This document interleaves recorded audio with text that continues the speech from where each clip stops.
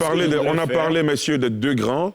Il y a un troisième grand, l'ex-président Laurent Gbagbo, dont une information relayée par des confrères disait notamment que son passeport serait en passe de lui être remis. Ce serait une action de nature à décrisper davantage l'atmosphère politique. Franck Etienne ? Oui, je veux dire que on peut déplorer qu'on arrive à une sorte de marchandage aujourd'hui autour du retour de Laurent Gbagbo. On peut le déplorer parce que un Ivoirien, je veux dire, qui est à l'extérieur et qui, heureusement, a été acquitté par la justice, devrait être même revenu en Côte d'Ivoire depuis.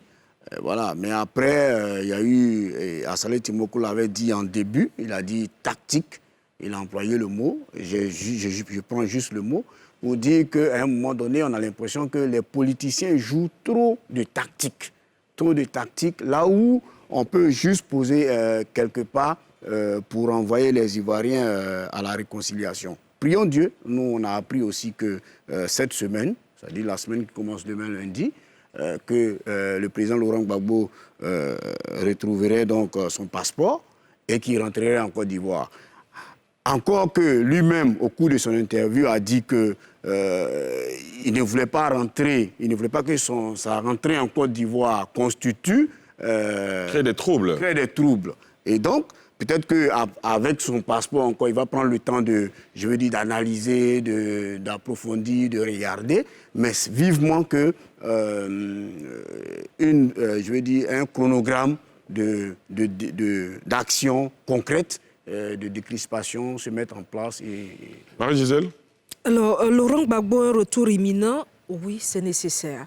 Je ne vais pas revenir donc sur ce que nous savons tous plus ou moins, mais c'est le président Laurent Gbagbo, donc interrogé par notre aîné Denise Epoté, qui a dit il faut continuer la négociation.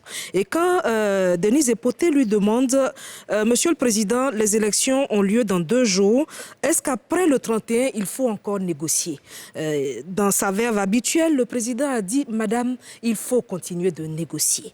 Donc le retour de Laurent Gbagbo, s'il a lieu, comme vous le dites, va faire que les 3 acteurs de l'élection de 2010, parce qu'à mon sens, c'est la même élection que nous vivons, vont se retrouver, analyser la situation, parce que comme Assalé le disait tout à l'heure, on ne peut pas gouverner sur des ruines. Les politiciens prétendent faire notre bonheur, mais le substrat, c'est-à-dire la substance sur laquelle ils doivent veiller, là, c'est la vie, ce sont nos vies. Donc si le pays n'est pas en paix, si les souffles sont suspendus, si le silence est assourdissant, mais qui gouverne-t-on et quoi gouverne-t-on?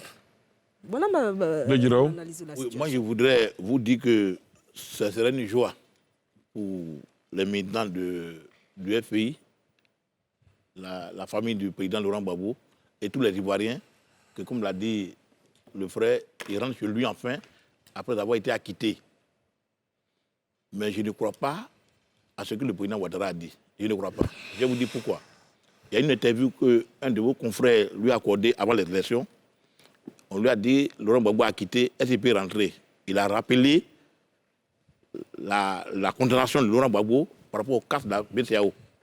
En oubliant les castes de la BCEAO de Bouaké, de Man et de Korogo, on dit Laurent Gbagbo était parti, donc on cassait la BCEAO d'Abidjan.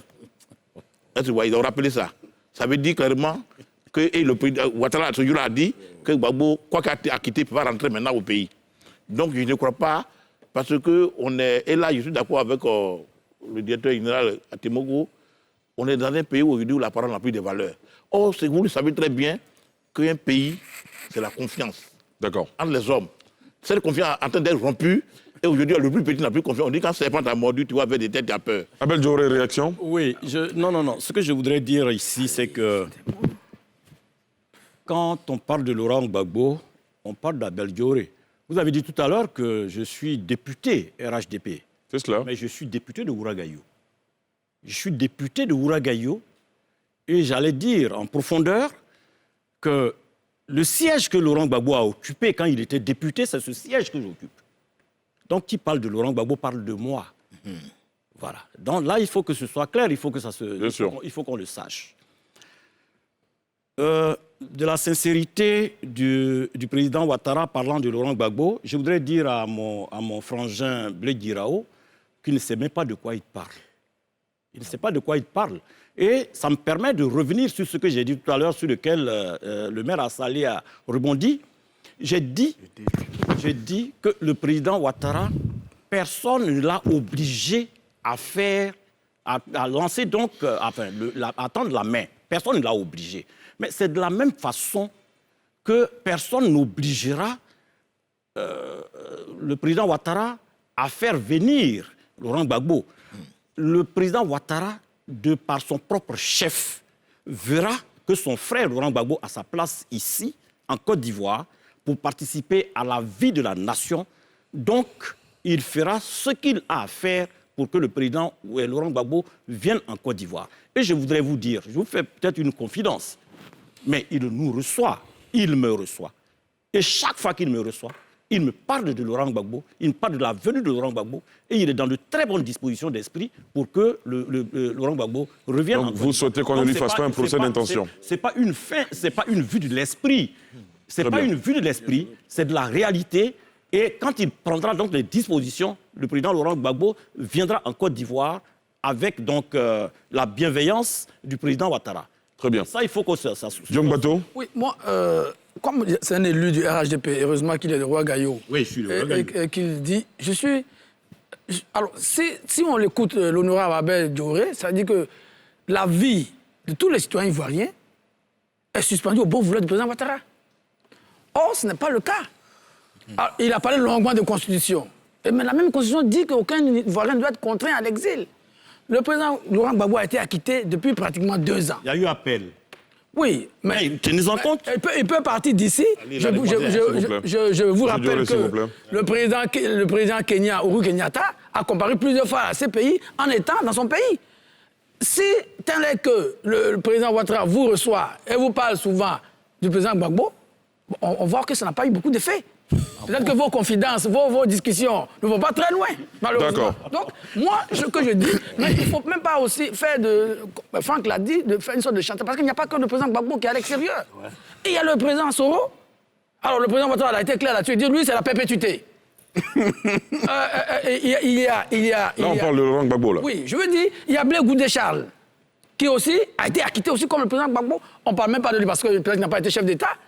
Mais c'est un problème. Il faut que toutes ces questions soient mises sur la table. Parce que si on veut régler de façon individuelle ou à la tête du client, je crois que la décrispation que tout le monde souhaite ne va pas arriver. Donc, moi, je souhaiterais que l'honorable Dioré, la prochaine fois qu'il va rencontrer le président Ouattara, il lui dise, président, je pense qu'il serait bien de traiter tous vos concitoyens de la même façon, vis-à-vis de la loi, et que Soro Guillaume, même si vous les antécédents avec lui, que Blé Goudé, même s'il est plus jeune et qu'il n'a pas été encore chef d'État, puisse aussi bénéficier de votre magnanimité, puisque apparemment c'est ce que l'honorable... Très bien, Diom Bato vous a bien compris. Antoine Saleh Timoko. Ce que je veux dire, c'est que, vous savez, en 2012, le ministre de la Justice, Nyenema Koulibaly, avait dit sur les plateaux... ministre de la Justice d'alors. Sur les plateaux de télévision internationale, que le transfèrement de M. Laurent Gbagbo à la CPI allait accélérer la réconciliation. Je me souviens que mon journal avait fait une publication pour dire au ministre qu'il avait commis, là, entre guillemets, une vraie bêtise en disant cela. La preuve, 10 ans plus tard, la réconciliation dont il a parlé n'était pas effective. C'est la politique qui a envoyé le président Gbagbo à la CPI. Il a été jugé à la CPI. Provisoirement, le droit a été dit, puisqu'il y a un appel qui est pendant. Mais je veux dire, c'est la politique qui va le faire revenir en Côte d'Ivoire. Parce que comme il a dit lui-même, et là, c'est ça la politique en réalité. Là même, je me demande si le président Gbagbo n'est pas en train de devenir un peu foutiste. Et il dit qu'il aurait pu rentrer en Côte d'Ivoire, mais il n'a pas fait parce qu'il ne veut pas que ça crée des troubles. C'est un message politique. Ça veut dire qu'il demande au président Ouattara de créer les conditions pour qu'il revienne dans son pays. Il est ancien chef d'État, il a un statut qui est attaché à cela, il a ses droits qui ont été suspendus. Tout ce qui lui revient de droit doit être remis en place avant qu'il ne revienne dans son pays. Non pas comme un bandit, mais comme un homme qui a été jugé, déclaré innocent, qui revient en homme libre. C'est un fait. Donc je pense qu'aujourd'hui, il faut que toutes les conditions soient créées pour que tous les Ivoiriens qui sont à l'extérieur et qui peut-être ont commis des fautes, mais pour lesquelles ils ont été jugés et la faute n'a pas été reconnue, il faut qu'ils rentrent. Pour qu'ensemble, on reparte sur de nouvelles bases. que les Ivoiriens arrêtent de vivre dans le stress. Parce que la politique est en train de détruire les Ivoiriens. Des gens qui vivaient depuis 30 ans, 40 ans ensemble, en une journée, se sont découpés à la machette par rapport au discours des hommes politiques. Il faut qu'on mette fin à ça.